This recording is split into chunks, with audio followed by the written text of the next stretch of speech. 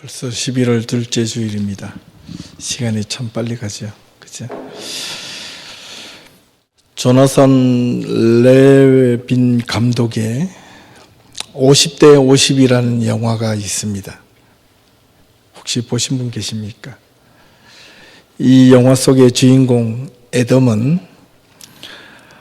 과할 정도로 병에 걸릴래야 걸릴 수 없도록 자기 건강을 챙기며 살아온 젊은 청년이었습니다.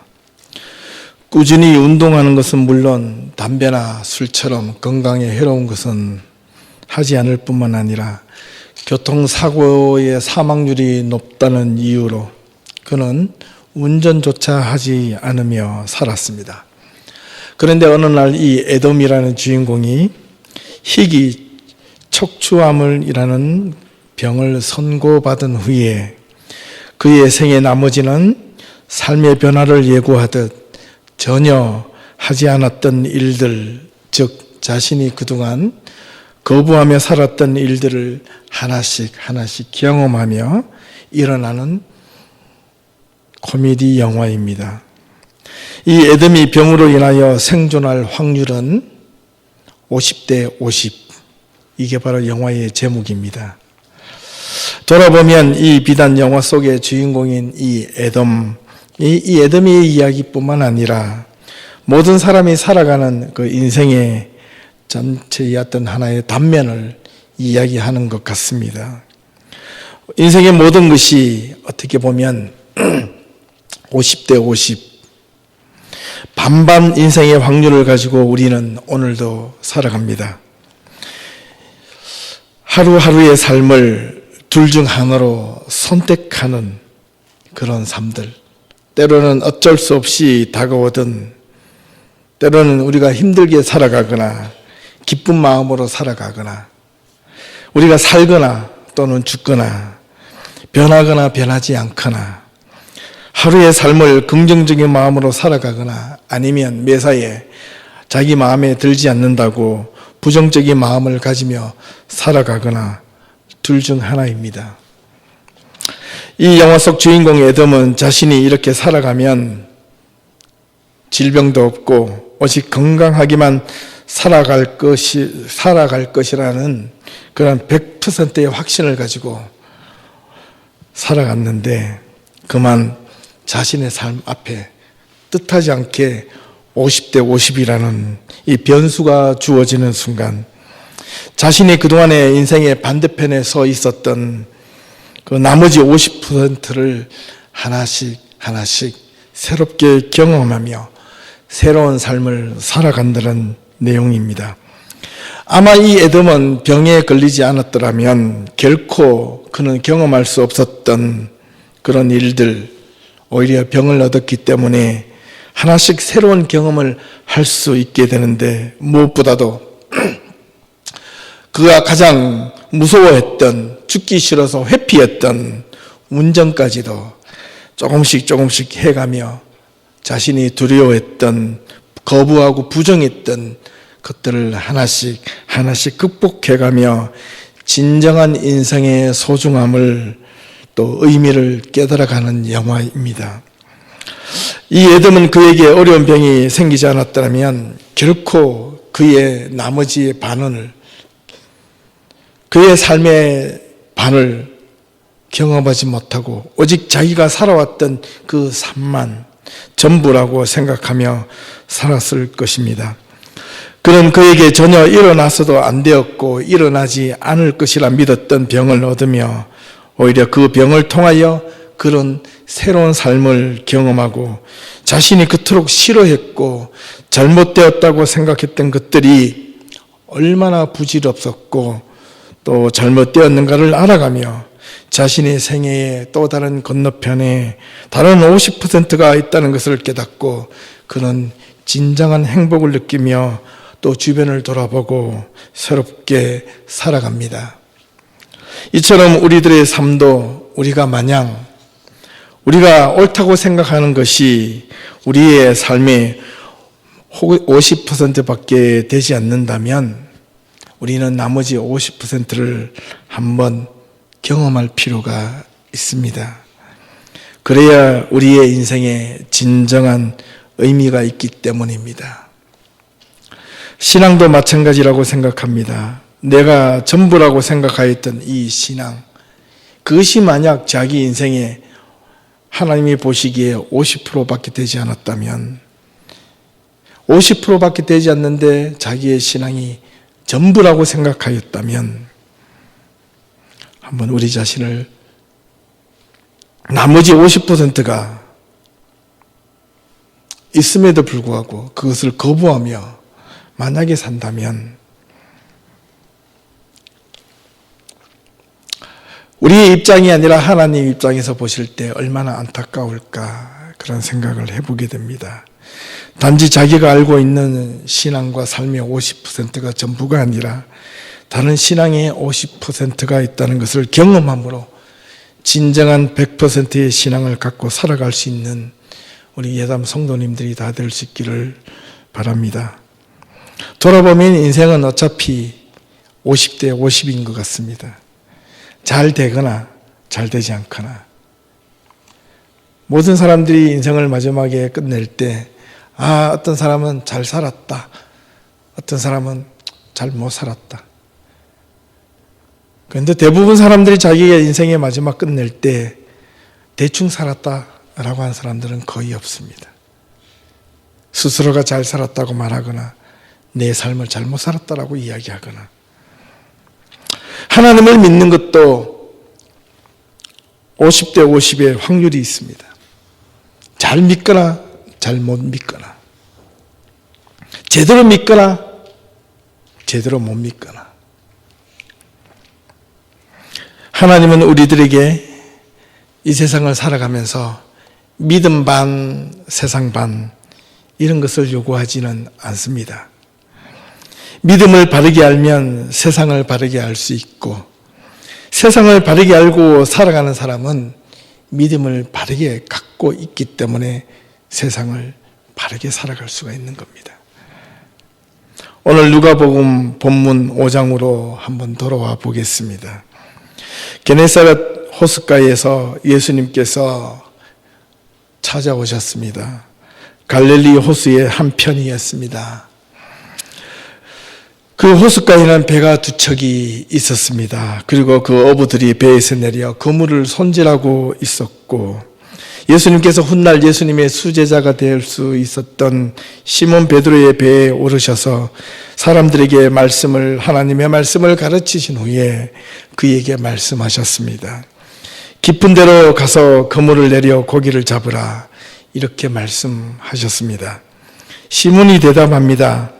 선생님, 우리들이 밤이 새도록 고기를 잡은 것이 없지만은 말씀에 의지하여 내가 그물을 내리리이다. 이렇게 말을 했지만 사실 이 베드로의 생각에는 이 낯선 청년이 말하는 것이 사실 말도 안 되는 일이었습니다.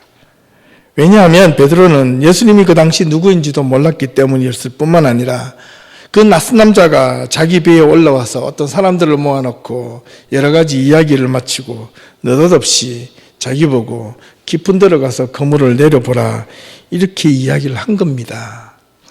갈릴리 호수에서 수십 년 동안 토박이 어부로서 살아온 이 시몬 베드로, 이 자신에게 다시 나가서 그물을 던져보라고 한다니 이거는 말도 안 되는 이야기입니다. 어제 지난밤 밤새도록 고기를 잡으러 나갔다가 빈배로 돌아와 지쳐서 피곤한 상태에 다시 저녁에 고기를 잡으러 나가려면 그물을 던졌다가 찢어진 그 그물을 다시 수리도 해야 되고 여러 가지로 바쁜데, 이 청년 예수는 시몬에게 다시 그물을 들고 나가서 깊은 데로 가서 그물을 던지라, 이렇게 이야기를 하는 겁니다. 자기의 상황과 전혀 맞지 않는 이야기입니다. 자기가 살아온 방식과 전혀 다른 이야기를 듣고 있습니다. 도리어 베드로는 예수님의 말씀이 틀렸다고 하거나 반박할 수도 있는 상황입니다. 다시 한번 그 본문에 우리가 한번 집중해 보겠습니다. 선생님, 우리들이 밤이 새도록 수고하였으되 잡은 것이 없지만은 말씀에 의지하여 내가 그물을 내리리이다, 이렇게 이야기했습니다. 근데 이 말을 좀 더 영어 성경으로 바꾸어 보면 좀 더 정확하게 이해를 할 수 있습니다. NIV 성경에는 이렇게 번역했습니다. Master, we have worked hard all night, and haven't caught anything. But because you say so, I will let down the net. 원래 헬라어로 선생님이여라고 부를 때에는 랍비여라고 불러야 되는데 한글 성경에는 선생님이라고 불렀지만 영어에는 마스터라고 불렀습니다. 헬라어의 본문에는 에피스타타라 이런 식으로 불렀습니다. 선생님이라고 부를 때는 에피스타타라고 부르지 않고 랍비라고 불러야 되는 것이 맞는 말입니다. 그래서 일반적으로 선생님이라고 부를 때는 다른 성경에 보면 거의 헬라어 그대로 랍비라고 기록이 되어 있습니다. 예수님의 제자들은 예수님을 주님이라고 부르기도 하고 랍비라고 부르기도 했다는 겁니다. 그런데 베드로는 사실 예수님을 선생님, 즉 랍비라고 부르지 않고 왜 에피스타타라는 헬라어를 굳이 사용했느냐 이 말입니다. 이는 전혀 다른 뜻이 있습니다. 사실 한글의 번역상에 조금 문제가 있는데요. 이 메스터라는 이 말은 단지 자기보다 조금 높은 위치에 있는 사람에게 부르는 호칭입니다. 그래서 그냥 메스터, 어떤 주인님, 감독자 이런 뜻도 있습니다. 그것이 오히려 더 어울리는 말입니다. 다르게 표현하면요, 예, 선생 이런 뜻입니다. 정말 선생님, 존경스러워서 선생님이 아니라 우리가 흔히 이렇게 조금 그냥 반말로 부르기는 좀 못하고 그렇다고 존경하게 표현하자니 아닌 것 같고 그래서 흔히 우리가 하는 말로 어이 선생 이렇게 부르는 식으로 불렀다는 사실입니다. 진짜 존경하는 선생님의 말이 아니었습니다. 어이 선생, 우리가 밤을 새워 열심히 일을 해보았지만 어떤 것도 잡지 못했소. 당신이 그렇게 말하기 때문에 내가 그물을 내려볼 것입니다 라고 말했다는 겁니다. 쉽게 표현하면 내가 보아하니 선생인 듯한데 내가 메스터라고 한번 불러보겠소마는 내가 지금까지 살아온 삶의 경험과 방식대로 고기를 잡으러 지난밤에 나가 밤새도록 그물을 던져보았지만 한 마리도 잡지 못하고 허탕치고 돌아왔는데 지금 당신께서 그렇게 말하고 있기 때문에 내가 한번 그물을 던져보겠소 라는 뜻입니다. 여기에 주의해서 볼 것은 영어 성경에 있는 것처럼 because you say so 라는 단어입니다. 지금 당신이 그렇게 말하고 있기 때문에 I will let down the net. 내가 지금 그물을 한번 내려보겠다는 겁니다. 이 말의 복선에는 뭐가 깔려 있느냐면 예수님의 그 하신 말씀에 대해서 반박이라도 한번 해볼 심정입니다. 당신이 그물을 한 마리라도 내가 던져서 한 마리라도 잡지 못할 경우에 한번 따져 묻겠다는 그런 심정이 그 이면에 들어 있었습니다. 내심 물고기를 던져보았자 아무 소용이 없을 것으로 베드로는 확신했습니다. 그런데 놀라운 일이 벌어졌습니다. 베드로의 지난 자신의 삶의 경험과 믿음, 자신이 그동안 업으로서의 살았던 그 모든 경험과 삶은 부질없는 일이 되고 말았습니다. 예수님의 말씀이 맞았던 겁니다. 베드로는 자기가 갈릴리 업으로서 잔뼈가 굵은 사람으로 오랜 경험이 있었던 사람인데 하늘의 날씨만 보아도 바람의 세기만 보아도 호수에 물결치는 그 물결의 높낮이만 보아도 봄, 여름, 가을, 겨울 어떤 날이 되면 고기가 잘 잡히는지 잘 못 잡히는지 아는 사람이었습니다.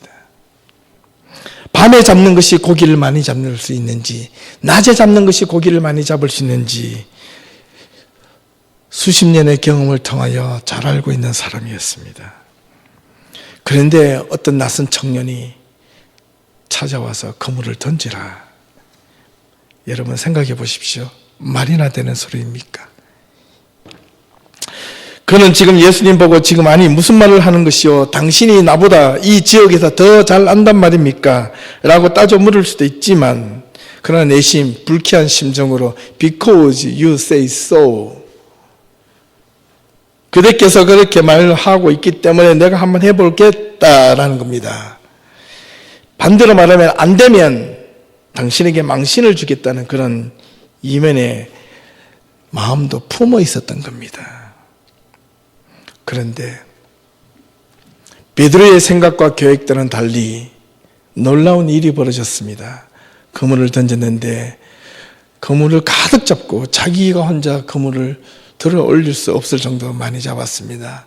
그래서 옆에 있는 동료 어부들을 불러서 그물을 다 당겨 올려서 만선이 되어 다시 돌아왔습니다. 베드로는 그제야 깨달았습니다. 자신의 인생의 거의 전부를 이 호수에서 어부로 살아온 경험에 의하면 고기를 잡을 때에는 이렇게 저렇게 잡아야 하는 그 방식이 예수님의 한마디에 모두 틀렸다는 것이 도리어 증명되었습니다. 인생의 경험, 어부로서의 경험이 전부가 아니라 베드로에게는 또 다른 인생의 50%의 경험이 그의 앞에 다가온 것입니다.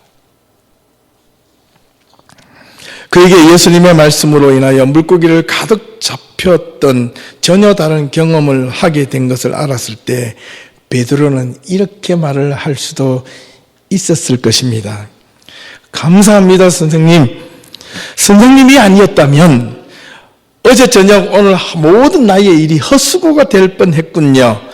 어서 오셔서 이 고기 잡은 것 중에 좀 와서 같이 좀 식사하시고 좀 드시고 저희와 함께 오래오랫동안 있다가 저희가 고기 잡을 때마다 여기, 저기, 저쪽, 이쪽 이렇게 말씀만 좀 해주시면 우리가 늘 언제나 풍성한 고기를 잡을 수 있을 것 같습니다. 좀 도와주십시오. 그렇게 했으면 좋겠습니다. 이렇게 이야기할 수도 있었는데 베드로는 그렇게 말을 하지 않고 예수님 앞으로 나와 무릎을 꿇고 주여 나를 떠나소서 나는 죄인입니다. 이렇게 고백했습니다. 여기서 베드로가 그물을 던지기 전 예수님을 향하여 이전에는 에피스타타, 어이 선생 이렇게 부르지 않고 그물을 가득 고기를 잡고 나와서 주여라는 말로 바꾸어서 불렀다는 점입니다. The Lord, Kyrios. 그리고 자기를 떠나달라고 요청을 합니다. 그리고 자기가 죄인이기 때문에 떠나달라는 겁니다. 왜 그랬을까요? 앞으로 예수님과 함께 한다면 더 많은 고기를 잡을 수 있고 자신의 삶에 더욱 풍요롭고 행복한 삶을 살아갈 수 있는데 그러질 않고 도리어 예수님을 떠나달라고 한 이유가 무엇이었을까요? 이유는 자기가 예수님이 말한 것에 대한 자신의 경험으로 비추어 봤을 때 반드시 틀리다는 것을 확인시켜 주고 싶었던 베드로 자신의 말이 틀렸다는 것을 깨달았기 때문입니다. 베드로가 자신이 그동안 살아온 인생의 경험이 100%가 아니라 50%밖에 되지 않았음을 예수님을 통하여 드러난 것입니다. 누구보다도 갈릴리 호수의 어부로서 자신 있게 살았던 그가 목수 예수의 한마디에 자신의 모든 삶이 무너질 것 같은 마음이 두려웠던 겁니다. 베드로는 그분이 자신의 곁을 떠나주기를 간청했습니다. 그리고 주여라고 말한 것은 당신이야말로 진정한 주인입니다 라는 뜻입니다. 내 마음까지 속속히 알고 계시는 분이십니다 라고 표현할 수도 있는 말입니다. 그래서 예수님을 보고 자기가 죄인이라고 말을 한 것입니다. 예수님께 마음으로 대항하려 했던 자였다는 것을 고백한 것이나 다름없었습니다. 이런 고백에 대한 예수님의 답변 또한 놀랍습니다. 예수님께서 베드로의 마음을 읽은 듯 이렇게 대답하십니다. 두려워 말라. 이제후로는 네가 사람을 낚는 어부가 될 것이다. 여기서 두려워하지 말라라는 이 표현은 나로부터 도망가려고 애써 하지 말아라. 나를 떠나보내려고 하지 말아라. 나보고 가라 하지 말아라. 나 때문에 괜히 네가 마음에 찔려 두려워할 필요가 없다라는 뜻입니다. 도리어 용기와 힘을 얻을 자가, 나에게서 용기와 힘을 얻을 자가 바로 너로구나. 너야말로 진정한 용기와 힘을 얻을 자로구나. 베드로는 자기의 마음을 감출 수도 있었지만 자기의 깊은 속내의 마음은, 불편했던 그 마음을 예수님 앞에 주여 나를 떠나소서 나는 죄인입니다 라는 그 한마디에 모두 다 내뱉었던 것입니다. 베드로 자신의 인생의 경험의 전부가 50%밖에 되지 않은 것을 전부라고 생각하며 그동안 살았던 자기 자신의 삶의 속에서 예수님께서 말 한마디에 그의 나머지 50%가 있다는 것을 깨달았을 때, 가르쳐 주셨을 때 베드로는 두려웠고 무서웠고 거부하고 싶었지만 예수님은 도리어 그에게 용기를 주셨습니다. 힘을 주시며 나머지 50%의 삶을 보태어 완벽한 100%의 삶을 살게 해 주실 것이라는 약속이 두려워하지 말라라는 말 속에 들어 있었던 겁니다. 만약 베드로가 자신의 경험과 생각만 믿고 예수님의 말씀을 듣지 않았다면, 아니 거부했다면 그는 평생 동안 자신의 경험 아닌 다른 50%의 삶을 결코 경험하지 못했을 것입니다. 어차피 우리가 살아가는 인생에서 살아온 경험과 신앙에서 우리는 때로는 밤새도록 피곤하여 고기를 한 마리도 못 잡고 살아갈 때도 있고, 때로는 우리가 예수님의 말씀을 순종한다면서 불편한 내색을 가지고 그물을 던질 때도 있습니다.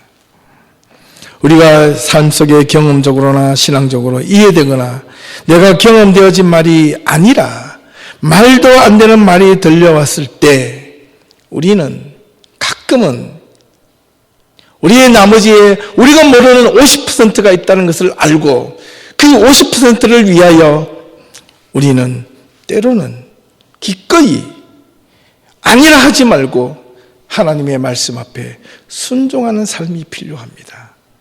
내 생각이 아니더라도, 내 마음이 아니더라도, 내가 꿈꾸는 것이 아니었더라도, 내가 기대하는 것이 아니었더라도 예수님께서 말씀하셨기 때문에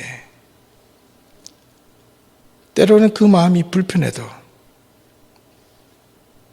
때로는 우리의 마음속에 예수님을 향하여 이렇게 하라 저렇게 하라 그런 음성이 들려왔을 때 우리는 베드로처럼 가끔 이런 행동이 필요합니다. Because you say so, I will let down the net. 당신이 그렇게 말하기 때문에 내가 한번 해보겠다는 그런 순종이 필요합니다.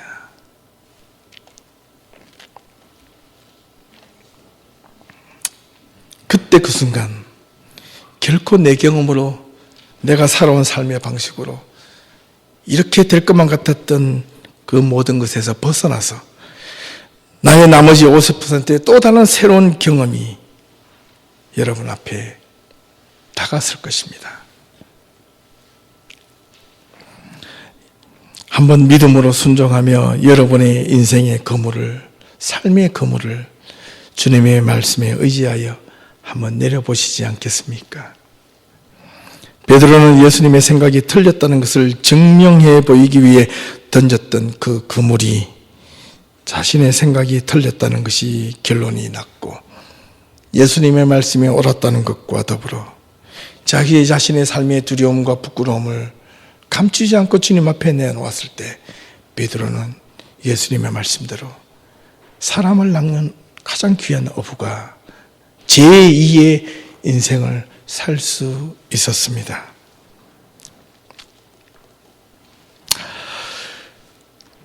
베드로의 고백이 참으로 위대합니다. 대부분의 사람들은 자신의 삶이 잘못되거나 자신의 무언가가 틀렸다고 생각했을 때 그것을 감추려고만 합니다. 숨기려고만 합니다. 그러나 베드로는 자기의 잘못과 허물을 감추려 하지 않았습니다. 주님 앞에 고백하였습니다. 주여 나를 떠나소서 나를 죄인입니다. 그 한마디가 베드로의 인생을 바꾸어 놓은 겁니다. 사랑하는 우리 예담교회 성도 여러분, 진정으로 예수님을 만나보시길 원하십니까? 여러분이 가지고 있는 그동안의 생각들, 믿음들을 한번 내려놓고 여러분 나머지 50%의 삶을 하나님의 말씀 앞에서 경험해 볼 수 있기를 바랍니다. 하나님의 말씀에 귀를 한번 더 기울여 보십시오. 주님이 말씀하실 겁니다. 여러분의 마음과 여러분의 생각과 여러분의 주변의 삶을 통하여 그물을 내려보라고 말씀하십니다. 내 생각에는, 내 마음에는 아닐 것 같은데, 틀릴 것 같은데, 내 생각과 내 마음을 의지하지 말고 때로는 불편해도 그 예수님이 말씀하셨기 때문에 그물을 내려보십시오. 어떤 일이 일어나는지 여러분 삶 속에 하나님이 살아계시다면 그때 그 순간 여러분 삶 속에 또 다른 50%의 삶이 반드시 경험되실 겁니다. 지금 여러분의 마음속에 무언가 답답하고 불안하고 말씀을 듣고도 은혜가 되지 않는다면 그것은 여러분 마음속에 반쪽짜리 믿음이 있기 때문입니다. 하나님을 향한 온전한 믿음이 있는 곳에는 언제나 말씀에 대한 깊은 이해를 사모하고 그것을 바라는 자에게는 어떠한 말씀이 주어져도 그 말씀에 대한 깨달음이 있고 그 말씀을 따라 살려고 노력하는 자이기 때문에 그렇습니다. 하나님의 말씀에 순종하며 믿음의 그물을 내리는 자말이 새로운 하나님의 능력을 경험하는 삶이 되실 것입니다.